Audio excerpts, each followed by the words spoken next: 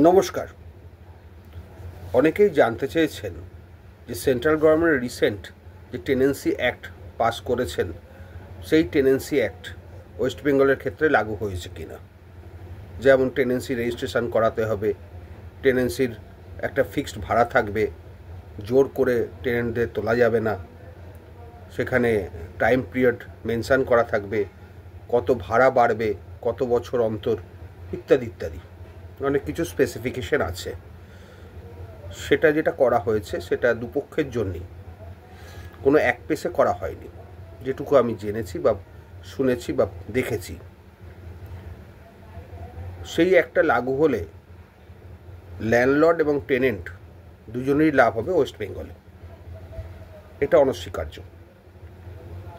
কিন্তু সেই একটা সেন্ট্রাল গভর্নমেন্টেরই অ্যাক্ট, এটা আমাদের মনে রাখতে হবে যে এই ল্যান্ড লজটা স্টেট লেজিসলেচার এবং কনকারেন্ট লিস্টে আছে। স্টেটও করতে পারে, সেন্ট্রালও করতে পারে। সেন্ট্রালেরটা স্টেট মানতে বাধ্য নয়, আবার মানতেও পারে। স্টেটের নিজস্ব ল আছে, যেমন West Bengal premises tenancy act, আর ট্রান্সফার প্রপার্টি একটা সারা ভারতে চলে।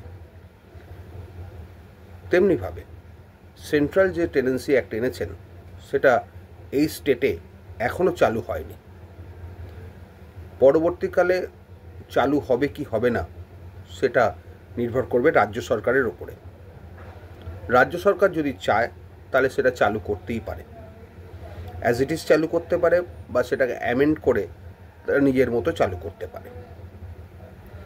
আসলে এই রাজ্যে কোনো কিছু ভালো করতে গেলে সেটা সময় লাগে অনেক বেশি। তাতে অনেক কিছু চিন্তা ভাবনা করতে হয় যে এই আইনটা আসার ফলে ভোট কমবে কি ভোট বাড়বে।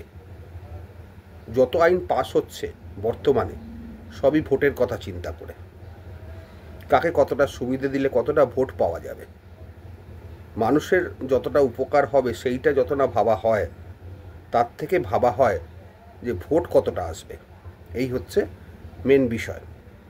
তবে যদি টেনেন্সি অ্যাক্টটা পরিবর্তন বা পরিমার্জন হয়, যদি মার্কেট রেট অনুযায়ী ভাড়া হয়, বা যদি তাদের টাইম লিমিট ফিক্সড করা থাকে, তাতে যদি দুপক্ষেরই সুবিধে হয়, আমি তো সেটাকে ওয়েলকামই করব।